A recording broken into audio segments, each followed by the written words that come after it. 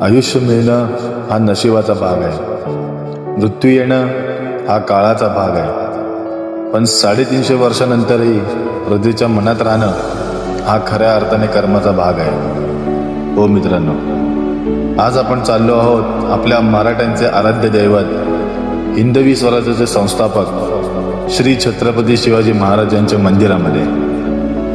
भिवंडी जवळच्या मराठेपाडा गावात वसलंय महाराष्ट्रातील पहिलं आणि भारतातील दुसरं श्री छत्रपती शिवाजी महाराजांचे मंदिर. शिवक्रांती प्रतिष्ठान ट्रस्ट आणि डॉक्टर राजू चौधरी यांच्या नेतृत्वाखाली सन 2017ला भूमिपूजन, सन 2018ला मंदिराचे बांधकाम आणि 17 मार्च 2025 रोजी शिवजयंतीच्या दिवशी श्री माननीय मुख्यमंत्री देवेंद्र फडणवीस यांच्या हस्ते भव्य उद्घाटन सोहळा.